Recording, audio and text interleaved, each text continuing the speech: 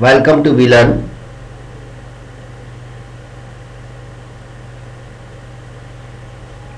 Welcome to WeLearn. WeLearn में आपका स्वागत है। Subject international finance, session number 3। Topic covered in this session: meaning of international finance, multinational firm, international finance versus domestic finance, why companies go global, modes of international business, course sequence, and now meaning of international finance. What is international finance? जैसा आप जानते हैं, a study of the institution, policy and practices that govern global financial management and or financial aspect of global business. International means national का national plus other nation, या अपने nation से बाहर जाकर के सारे नेशंस में फाइनेंस के जो क्रियाकलाप होते हैं, फाइनेंशियल जो इंस्टीट्यूशंस हैं, उनकी पॉलिसीज हैं, उनके प्रोसीजर्स हैं, उनके रेगुलेशंस हैं, जो कि एंटायर ग्लोब के होते हैं, सारे वर्ल्ड के देशों के जो रेगुलेशंस होते हैं, वो आपके इंटरनेशनल फाइनेंस कहलाते हैं। Financial aspect of global business, या ग्लोबल बिजनेस का जो फाइनेंशियल एस्पेक्ट होता है वो हमारा इंटरनेशनल फाइनेंस होता है। Multinational financial management is also the part of the international finance. Multinational transnational corporation, then what is international finance? A study of the institution, policy and practices that govern global financial management and or financial aspect of the global business. Multinational financial management, multinational translation corporation. Then why study international finance? Exchange rate. The most important things of international finance is exchange rate. And exchange rate क्या होता है? Exchange rate means the difference between or the multiple rate between one currency denomination to another nation's currency denomination, like the comparison of the strength or value of rupees 1 from India to the value of rupees to $1. $1 की cost जो है Indian rupees में कितनी होती है, वो exchange rate होता है। जैसे suppose $1 equal to 50 rupees, that means the exchange rate between rupees and dollar equal to 50। Exchange rate is a most important things. Exchange rate की क्यों जरूरत होती है? Because we have doing the international trade. हम international trade करते हैं, और international trade जब हम करते हैं तो उसका पेमेंट भी इंटरनेशनल करेंसी में किया जाता है। दैट मीन्स जिस देश से हम इंपोर्ट करते हैं, पेमेंट उसी नेशंस की करेंसी में किया जाएगा, और वो करेंसी हमें कहीं ना कहीं से परचेज करनी होती है, कहीं ना कहीं से बोरो करनी होती है, by the exchange of our own currency, अपनी करेंसी को एक्सचेंज करने के बाद। तो उससे क्या होता है कि आपको जरूरत होती है एक्सचेंज रेट की। इसी तरह से अगर हम इंपोर्ट करते हैं, एक्सपोर्ट करते हैं, तो जिस नेशन में आप एक्सपोर्ट करते हैं, आपको उसी करेंसी डिनोमिनेशन में पेमेंट मिलता है। उसको आप अपनी ओन करेंसी में, क्योंकि वो करेंसी हमारे देश में नहीं चलेगी, उसकी हमारे देश में वैल्यू तो है, हम ये नहीं कह सकते कि उसकी वैल्यू नहीं है, but not to be exchange by commodity one, क्योंकि एज पर द रेगुलेशन केवल ऑथराइज्ड डीलर्स, ऑथराइज्ड इंस्टीट्यूशंस उन करेंसीज को होल्ड कर सकते हैं। हर पर्सन उस करेंसी को होल्ड नहीं कर सकता। इसी तरह से cross border barriers that include, कुछ क्रॉस बॉर्डर बैरियर्स भी होते हैं, जिसमें economic barriers, cultural barriers, political and legal barriers and ethical issues. Economic barriers की अगर हम बात करें तो कुछ इकोनॉमिकल फैक्ट होते हैं जो कि किसी भी इंटरनेशनल फाइनेंस में बैरियर का कार्य करते हैं। इकोनॉमिकल फैक्ट में क्या है कि किसी नेशन की इकोनॉमी बूमिंग होती है, स्ट्रॉन्ग होती है, किसी नेशन की इकोनॉमी रिसेशन में होती है या वीक इकोनॉमी होती है, और जहां की इकोनॉमी वीक होती है वहां ट्रेडिंग भी कम होती है और एक्सचेंज रेट या value of such currency is also less comparably to other nation. और जहां पर जाकी इकोनॉमी स्ट्रॉन्ग होती है वहां की करेंसी की वैल्यू भी हायर होती है। तो ये बैरियर होता है। एक cultural barriers is also there. अगर हम इंटरनेशनल फाइनेंस बात करें तो कल्चरल बैरियर्स भी होते हैं। डिफरेंट कल्चर्स जो है डिफरेंट नेशंस में पाए जाते हैं। They are also doing the work as a barriers of trade and finance. Next one is a political and legal barriers. Political means the government is also having different kind of policies, different kind of mindset and phenomena toward the other nations. So that is also that is also called a barriers. And legal barriers are also there because her nations के अपने legal rules होते हैं। सभी अपने अपने rules बनाते हैं। ये आपका legal barriers होता है। एक ethical issues, कुछ एथिक्स होती हैं। सम एथिक्स बिजनेस एथिक्स कहलाती हैं। तो बिजनेस एथिक्स के अकॉर्डिंग भी बिजनेस एथिक्स भी जो है एक बैरियर का कार्य करती है। Financing opportunity in global market is also there. So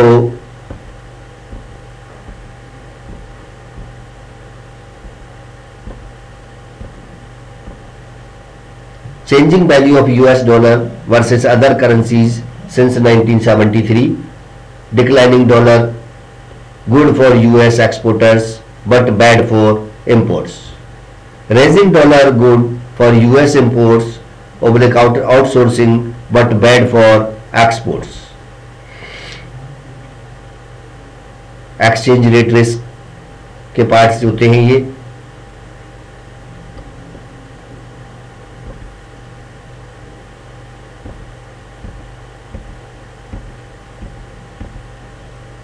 Then economic barriers, tariff, imports duty, quota restriction। Tariff क्या होता है? टैरिफ एक ट्रेड बैरियर्स होता है कि हम किसी भी पर्टिकुलर नेशंस के पर्टिकुलर गुड्स को रिस्ट्रिक्ट कर देते हैं कि उसे हम जो है अपने यहाँ सेल नहीं करने देंगे, अपने यहाँ डंपिंग नहीं करने देंगे। तो इस तरह के एग्रीमेंट टैरिफ एग्रीमेंट होते हैं। जैसे पहले हमारे यहाँ गैट होता था, गैट जो है एक टैरिफ एग्रीमेंट था। Import duties, higher import duties हम चार्ज कर देते हैं। जब हायर इंपोर्ट ड्यूटी चार्ज होती है that is also a kind of barriers कि हम जो है दूसरे नेशंस के गुड्स को स्टॉप करना चाहते हैं। कोटा रेस्ट्रिक्शन से हम कोटा लगा देते हैं कि भाई इतने से ज़्यादा आपका माल नहीं आएगा, इससे ज़्यादा अगर आप हमारे यहाँ इंपोर्ट करते हैं या एक्सपोर्ट करते हैं तो that is not allowed. Then restrictions on remittance of profits, और प्रॉफिट्स में रिस्ट्रिक्शंस भी हो जाता है कि आप प्रॉफिट्स को बाहर नहीं ले जा सकते, आप उसी नेशंस में यूज कर सकते हैं। एंड रिपेट्रिएशंस ऑफ कैपिटल्स और रिपैट्रिएशंस ऑफ कैपिटल्स भी हो सकता है। Then restrictions on foreign equity participation, एक ये भी हमारा इकोनॉमिक बैरियर होता है कि हम जो है फॉरेन इक्विटी पार्टिसिपेशन यानी इक्विटी शेयर्स का पार्टिसिपेशन, फॉरेन का विदेशी इक्विटी हम अब जो है रिस्ट्रिक्ट कर देते हैं ऑन इकोनॉमी के अंदर। देन ट्रेडिंग ब्लॉक्स, तो ये सभी हमारे या ट्रेडिंग ब्लॉक्स बना दिए जाते हैं कि केवल सेल वही लोग कर सकते हैं जिनको अलाउड किया जाता है। तो these are the economic barriers.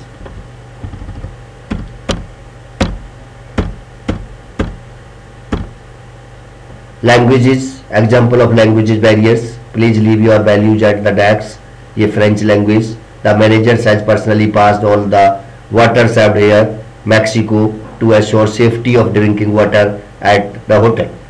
You are invited to take advantage of the chambermaid, Japan की language. Ladies are requested not to have children in the bar. That is the Norway. Then because of the improprieties of entertaining guests of the opposite sex in the bedroom, it is suggested that the lobby be used for this purpose? Switzerland. So we will execute customers in restrict rotations, Greece. That is the cultural barriers. And then hand gestures, cultural barriers के अंदर hand gestures, religions, Hinduism, Islam, Judaism, Christianity, Buddhism, significance of religions and values, then customs and traditions, they are also cultural barriers.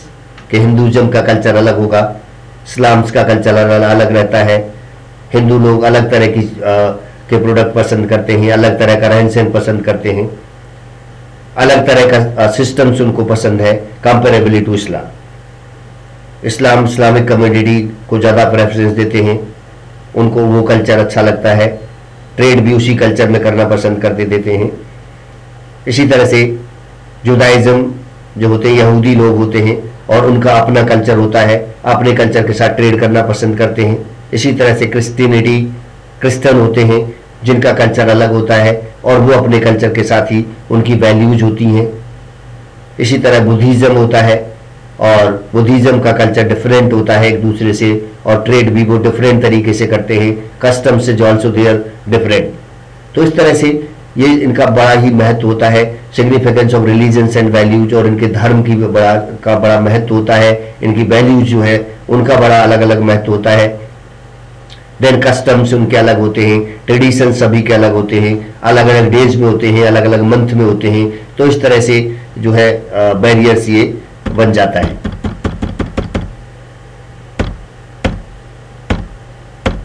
Then political ideology और political barriers और political और legal barriers like political ideology. जैसा कि मैंने बताया कि political ideology के अंदर क्या आता है, पॉलिटिक्स के आइडियाज, डिफरेंट गवर्नमेंट्स के डिफरेंट माइंडसेट्स होता है, डिफरेंट आइडियाज होते हैं. Opinions of the political leadership का opinions. Then civil disorders, external relations, attitude toward foreign capitals, legal systems, all these are the barriers. क्या अलग फॉरेन कैपिटल के लिए एटीट्यूड अलग होता है कि हमें फॉरेन कैपिटल इंट्रोड्यूस करानी है अपने नेशन में या नहीं करानी है. लीगल सिस्टम कि हमें किसी विदेशी गुड्स को परचेज करना है नहीं करना है, एक्सटर्नल रिलेशनशिप बनाने हैं नहीं बनाने हैं. सिविल डिसऑर्डर्स जो है हमारी कम्युनिटी का होता है, opinions of the political leaderships का अलग अलग होते हैं. तो इस तरह से these are political and legal barriers. And now business ethics or ethical barriers. Definition of ethics in your country versus definition of ethics in a foreign country. Ethics and the society, firm's role in education, firm's role in healthcare, ethics and the environment. A company that engages in global business, who should study international finance? A company that engages in global business, a pure domestic company, to maximize shareholders' wealth through maximization of market value by maximizing the cash flow of the firm.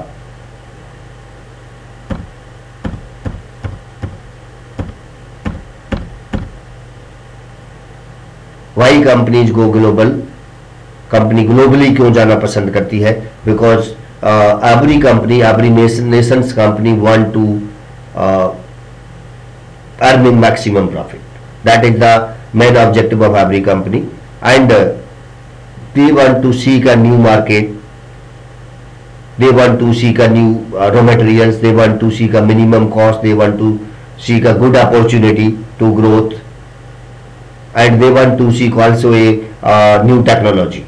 So there are so many causes to of the company to go globally, like to seek raw material. कच्चा माल जो है, जो माल हमारे यहाँ नहीं होता है या किसी एक पर्टिकुलर नेशन में पैदा नहीं होता, तो वो कंपनीज मोस्ट प्रोबेबली दूसरे नेशन में जा करके एस्टेब्लिश हो जाती है या उस नेशन से रॉ मटेरियल अपने नेशन में इंपोर्ट कराती हैं और वहाँ पर मैन्युफैक्चरिंग करती हैं. तो that is also term as the trade. Second thing is that to seek the new market, that means हमारा मार्केट अगर छोटा होता है तो वी वांट टू ग्लोबली, कि हमें ग्लोबल में, इंटरनेशनल में जाकर के सेल करनी है, वहां पर हमारा मार्केट का साइज ज़्यादा होगा, सेल ज़्यादा होगी, ट्रांसफर ऑफ टेक्नोलॉजी होगा, फॉरेन एक्सचेंज आएगा, देश की तरक्की होगी। तो there are so many causes कि हम जो है फॉरेन एक्सचेंज भी अपने देश में लाना पसंद करते हैं। एवरी नेशंस, जो नॉट ओनली फॉर इंडिया, हर देश का एक ही चीज होती है कि वो जो है ज्यादा से ज्यादा फॉरेन करेंसी अपने पास जुटा पाए, क्योंकि फॉरेन करेंसी हर नेशंस के लिए बहुत जरूरी होती है बैलेंस ऑफ पेमेंट को सरप्लस बनाने के लिए। तो ये जो है हम न्यू मार्केट्स खोजते हैं टू मिनिमाइज कॉस्ट। और जो हमारी कॉस्ट होती है, अल्टीमेटली हमारा जो गोल होता है वो क्या होता है कि कॉस्ट को कम से कम करना। अगर हम कॉस्ट को कम से कम करेंगे तो क्या होगा कि आपकी जो प्रॉफिटेबिलिटी है, आपका जो मोटिव है वो अचीव हो जाता है।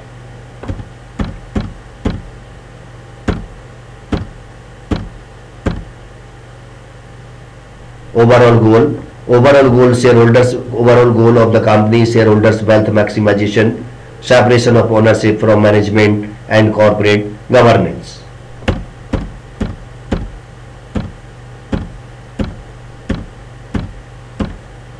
Then corporate governance, meaning goal of corporate governance, comparative corporate governance and emerging market, corporate governance in multinational financial management, meanings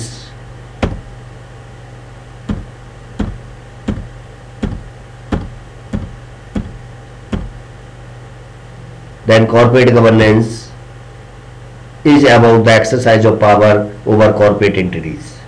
Governance issues arise when a corporate entity acquires a life of its own. Whenever ownership of an enterprise is separated from its management, the relationship among stakeholders used to determine and control the strategic direction and performance of an organization is termed corporate governance.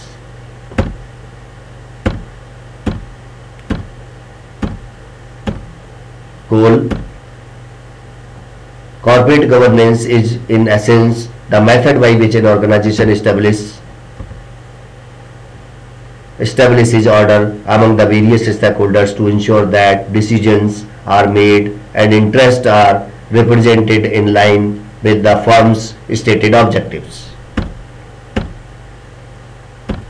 Protect shareholders' right, equitable treatment of all shareholders including minority and foreign shareholders, recognize the right of stakeholders as established by law and encourage active cooperation between corporations and stakeholders in creating wealth and jobs and the sustainability of financially sound enterprises.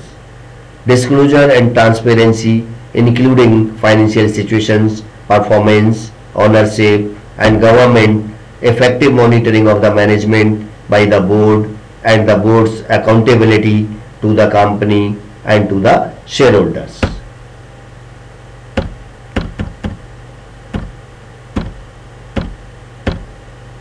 Comparative corporation governance, origins of the need for corporate governance, separation of ownership from management, varying views by culture of who the stakeholders are, corporate governance practices differ across culture.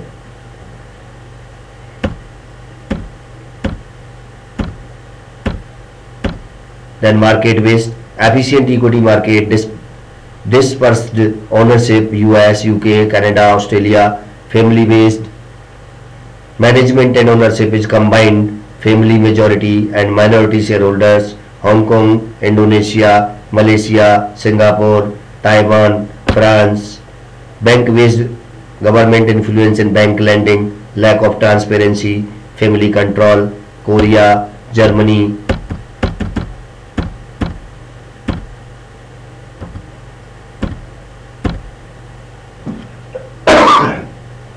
Government affiliated, state ownership of enterprise, lack of transparency, no minority influence like China and Russia. International trade, licensing, franchising, joint venture, all these are the methods of international business.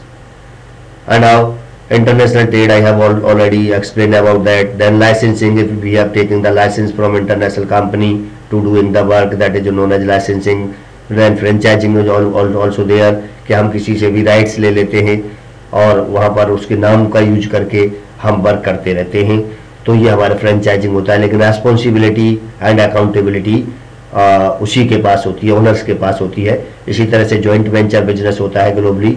Joint ventures में क्या है कि 2 और more companies are join together to do some specific task. जैसे for example अगर हमें कोई नदी पर ब्रिज बनाना है तो उसमें 2 या 3 कंपनी जो है कंस्ट्रक्शन कंपनी आपस में मिल जाएंगी और मिल करके जब तक वो ब्रिज आपका कंप्लीट नहीं होता तब तक साथ मिल करके काम करेंगे, और जैसे ही वो ब्रिज कंप्लीट हो जाता है आपका एग्रीमेंट ऑटोमेटिकली कंप्लीट हो जाता है। तो इस तरह से कोई भी पर्टिकुलर स्पेसिफिक टास्क कंप्लीट करने के लिए जब 2 और मोर आइडेंटिटी मिल करके काम करती हैं तो ऐसी सिचुएशंस जॉइंट वेंचर्स होती है।